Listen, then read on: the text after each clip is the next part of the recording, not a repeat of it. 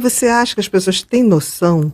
Porque assim, a gente vive numa sociedade que glamoriza muito essa coisa de você amar um outro que não é amor, né? Uhum. Não tem nada a ver com amor.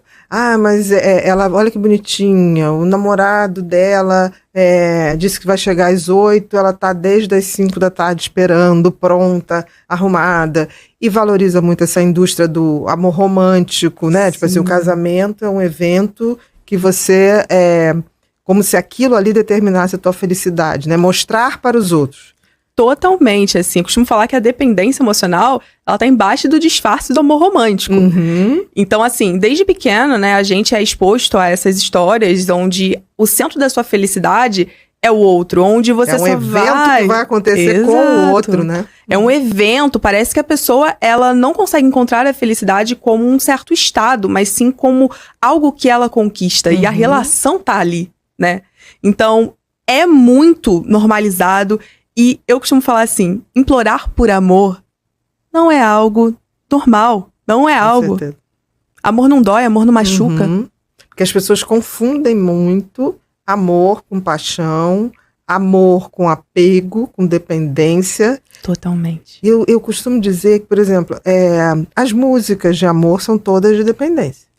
Totalmente. Você já notou? Assim, sertanejo. Tudo. É sempre uma coisa. Aquilo, assim, é um amor sofrido, que não é amor, mas é um sentimento sofrido, é aquilo que vai e volta.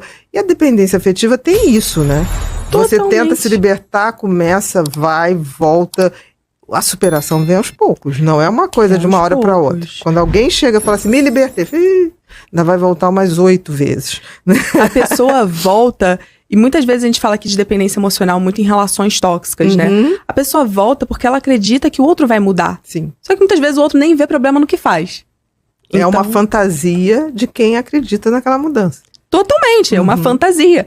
E aí você volta e toda vez que você volta, parece que a dependência aumenta e parece que mais pro fundo do poço você vai. Sim. Já percebeu isso no consultório? Muito, muito. E é uma coisa de uma incapacidade de ver o lado B da pessoa. Ela ficou sempre com o lado A. Sim. Então, assim, mas ele implicava com a minha roupa porque era amor, era cuidado, era zelo. Implicava com as minhas amigas porque minhas amigas gostavam de ir pra boate. Então, para me preservar. Implicava com não sei o quê. E sempre o que eu observava é que quanto mais controlador era um homem ou uma mulher, não interessa, dentro da relação, ele sempre fazia coisas horrorosas. Canal Motivamente. Inscreva-se, curta e compartilhe.